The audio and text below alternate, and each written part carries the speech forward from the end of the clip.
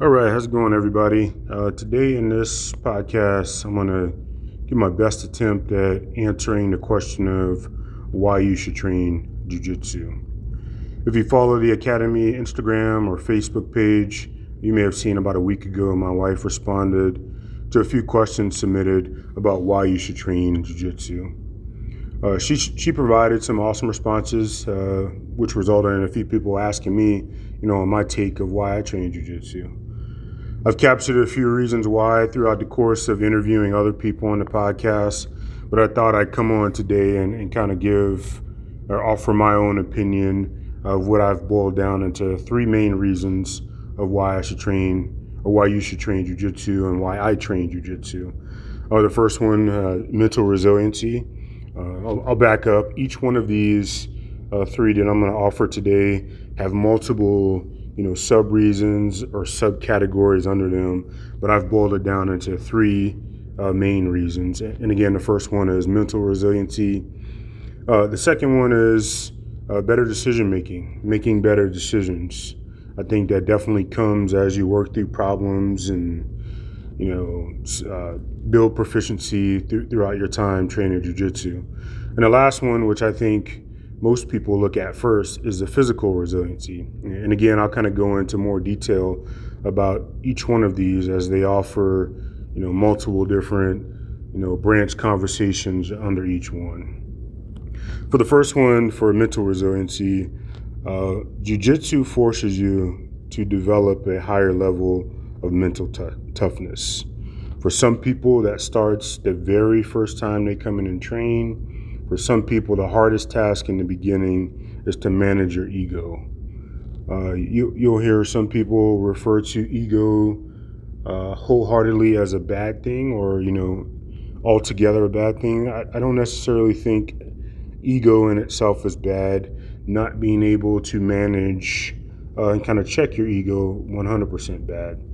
I think as you build proficiency, as you build mental resiliency, as you get more confident, there is a level of increase in your ego per se, but it's really self-confidence. I think where you draw the line is you teeter from being self-confident, self-assured of your ability to conduct yourself or to handle yourself on the mats.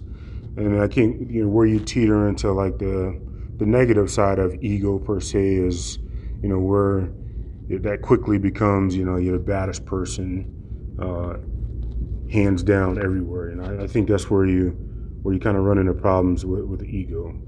I've seen examples numerous times where a large individual comes in with a high level of confidence in their abilities to succeed, solely based off of their size or physical attributes. And time again, I've witnessed this individual humbled by a smaller and sometimes more skillful, or all the time more skillful opponent, sometimes smaller. For some people, this experience in itself can be overwhelming, and they may make the decision never to return to the mats, which is kind of unfortunate or disappointing, because I think that individual probably needs the mats more so than they know it. This encounter often, is the first step in building your mental resiliency. Mental resiliency, which kind of leads to proficiency and self-confidence, like I mentioned before. But as you build that mental resiliency, you're able to, simply not quit when you come to training on the mats. And I think you're able to work through other life problems a lot better or easier when you have a level of mental resiliency. Other things build that, but I tie that one piece into the first thing on why I train jiu-jitsu. The proficiency and the self-confidence that I just talked about can lead to an increased ability to remain calm and focused under stress. If you're calm and focused when you're under stress, you're absolutely able to, physically and figuratively see things clearer, which ultimately leads to you making better decisions. If you're able to remain calm, take a step back, take a deep breath and kind of assess everything that's going on, whether it be on the mats, training jiu-jitsu, you physically see an opening that your opponent is giving you, or you figuratively figure out that you may have the advantage over your training partner as you're rolling. This absolutely can be transferred and used in real life, making better decisions, whether it be at work or just in your life. And better decisions, specifically in jiu-jitsu, makes you a little more efficient in your technique and execution. If you're not coming in 100% strength, not focused on what's going on, not able to see where the gaps are in your opponent or your training partner's game, you 100% are definitely not going to be, as efficient as you can be while you're on the mat training. And specific to jiu-jitsu, when you become more efficient in your technique, you're able to move more fluidly and expend less energy. Expending less energy means that you're able to attack and defend at a pace that may outlast your training partner or your opponent, if you have to defend yourself in real life. Even though it's an optimal way to execute jiu-jitsu, there are some pros to being inefficient. The average person that comes in, trains for the first time, they get a chance to do some positional sparring or free sparring. Their lack of efficiency will definitely expose some weaknesses. Maybe be your overall muscular endurance, your overall cardio endurance. That in itself can help you build a little bit of mental resiliency. If you're not executing, as efficient as you can, definitely going to be more tired. That's probably going to lead to you, an individual wanting to quit a little sooner than another person who's maybe moving a little more efficient in their technique and execution. The latter being, inefficient, can, like I said, teach you that there may be a better and less strenuous way to train jiu-jitsu, like I said. Additionally, both types of practitioners are, building physical resiliency. Both types of practitioners, meaning a person that, kind of builds a little bit of mental resiliency, is able to make better decisions specific to jiu-jitsu, move more efficient, vice the person who is still kind of working through being able to kind of see and train more efficient. They're both building physical resiliency. The person that's training more efficient may be able to build a little bit of mental resiliency and physical resiliency at a more efficient pace than the other person. Either way, I think you learn lessons either way. You train, whether it be inefficient or efficient. And to be honest, in earlier years of training jiu-jitsu, the physical resiliency, not having it named that, but just like the, wanting to be able to do the coolest techniques or be able to move more fluidly as I watch some of the higher belts.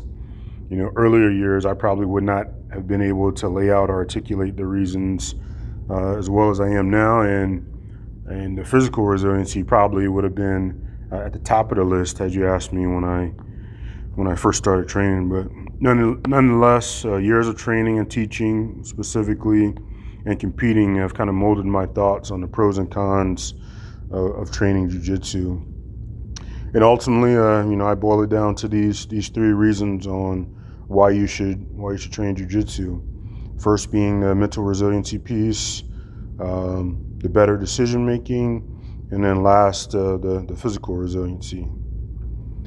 By far the pros of training jiu-jitsu for me far exceed the cons. There are some risk in getting injured, like many other sports or martial arts, but I still stand by recommending to every man, woman, and child that solicits my opinion that you should get on the mats and train jiu-jitsu. There's a joke of when's the best time to train jiu-jitsu. The ideal time to start training is 9 years old, and today. If you're later on, you're a little further past 9 years old, and you never had the opportunity or never made the decision to jump on the mats to train, never too late. Jump on the mats. Whether you're able to, move at a pace that you thought you would when you were younger, doesn't matter. Again, getting on the mats, being able to work through the problems that are presented when you're training jiu-jitsu, again, will help build mental resiliency, which will help you off the mats. That will help you build your decision making. Definitely, you realize, which positions are bad in this situation, which positions are good in this situation, which can 100% be transferred off the mat in how you lead your life. And then the last piece, just becoming more mobile. You definitely are going to gain some mobility in some of the positions where you don't move your body around day to day. Again, all of them to me outweigh any of the cons of training jiu-jitsu. So with that, that's my top 3 reasons of why you should train jiu-jitsu. If you're in the area and you want to stop by the academy and offer your reasons, more than happy to sit down and talk about and hear if you have a difference of opinion, or maybe you have those 3 categorized in a different priority list. Or if you want to hit me up on social media, definitely open to hear the reasons why you train jiu-jitsu. Some people may have different motivations on why they decided to make the transition to train. Definitely happy to hear.